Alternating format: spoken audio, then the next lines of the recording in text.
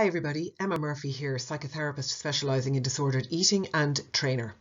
And today I'm going to talk about the 3 key personality traits of clients with emotion eating and binge eating disorder so that you understand how they operate in the world and what the best way is to effectively help them in that context of how they operate in the world, and also letting go of what's not really working for them. So let's get going. So the first and most important personality trait of clients who struggle with emotion eating and binge eating disorder is that of being a perfectionist. And this is the personality trait that we see with the vast majority of clients. Now, what this actually means is the clients are all or nothing thinkers. So they're either doing it all right or all wrong. And this is actually one of the biggest saboteurs when it comes to them being able to break the habit of emotion eating and binge eating disorder, because of course they're either doing it all right, they're sticking to their diet, they're on their plan, or they've fallen off the wagon and they might as well, just go for it, and they collapse entirely for the rest of the day, the rest of the week, the rest of the month, or even the rest of the year. I'll start again on Monday, I'll start again tomorrow, I'll start again in September, I'll start again in January. The other key factor when somebody is a perfectionist and very high achieving is that they tend to set unreasonably high standards for themselves. So again, if they're not doing it 100% right, they are failing. So a very important trait that we need to work on is accepting that there is no such thing as failure, there's only learning. And of course, there's a lot of both unlearning involved in emotion eating, as well as learning new skills, new habits, and new ways of relating to food and their body. So a lot of unlearning and relearning. And of course, that is why we have to take the word failure completely out of the equation. Now, being a perfectionistic, high achieving, all or nothing thinker is going to be that biggest saboteur. And I mentioned, starting again on Monday, starting again in September, starting again in January. What we're really trying to achieve with clients is to let them come into the space of getting a sloppy B or 70%. And really what we want to get embedded into their minds is that they can be doing it well 80% of the time, and then for 20% of the time they've got that wiggle room. But what that wiggle room is really about is also allowing them to break free from those very rigid food and eating rules that they've got, so that yes, they can stick to their plan and be eating well or eating healthily or whatever way they're framing that. But they can also have a takeaway, have a pizza, enjoy a night out with their friends, have a glass of wine or whatever it is. So there's a lot of work that needs to be done to introduce flexibility for these clients and to let go of that idea of either, succeeding or failing, and actually thinking about learning. What did I learn from that experience?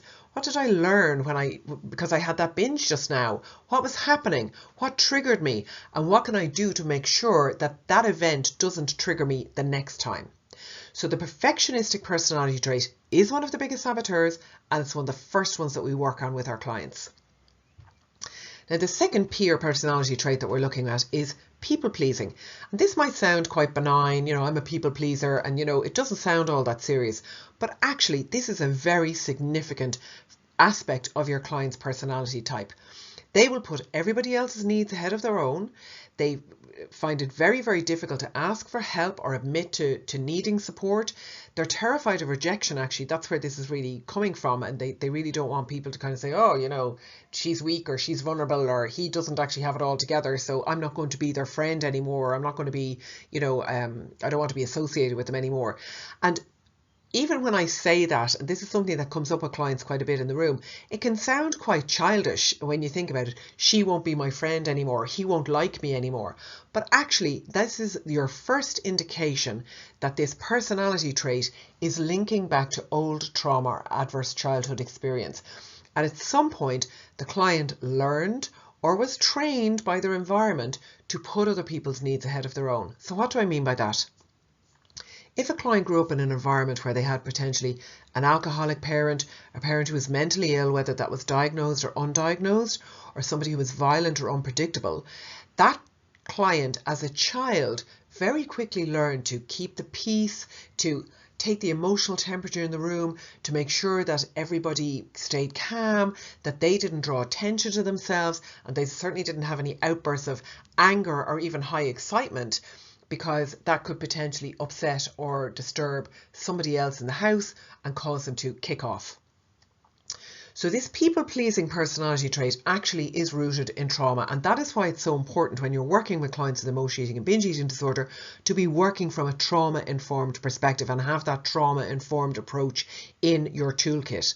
It does not mean, for example, as a health and wellness coach or a nutritional therapist, that you have to be able to work with the trauma directly. You do not, but you do need to be able to bring it into the room and reference it and validate it in order to help the client see what they're doing today that potentially no longer serves them, so that they can begin to let it go and move on to their preferred future. It's very often the case that a client who is a people pleaser or very focused on keeping other people happy finds it very difficult to engage in good self-care. So this is one of the mistakes I see a lot of practitioners making with clients. They try and bring in something like meditation or mindfulness, or the clients doing nice things for themselves, and actually that's very difficult for our clients to do in the early days because it's a completely alien concept to them. So there's often other work that you need to do first to be able to work up to that point of helping the client engage in better self-care. Risky behaviours can often be a factor as well, where the client is actually really not looking after themselves, or self-neglect, and that can be, again, unconscious or subconscious and rooted in the past. So there's potentially a lot to unpack before you're going to actually try and engage the client in good self-care practices. There's unlearning and letting go of other things that has to happen first before that's actually going to embed and stick for your client. And then finally, we've got our third P, which is our poor boundaries. So again, this client group would be very challenged by saying no. They find it very difficult to put up good boundaries. They don't have good, strong communication around asking for what they want and need and saying no to what they don't need. And that means that they're often over-functioning, and that could be in their home environment, their family environment, it could be within their friend group, or it could be in work, and in fact it could be for all three in some cases. And of course, when somebody is over-functioning, that means that other people in the system or the environment get to under-function.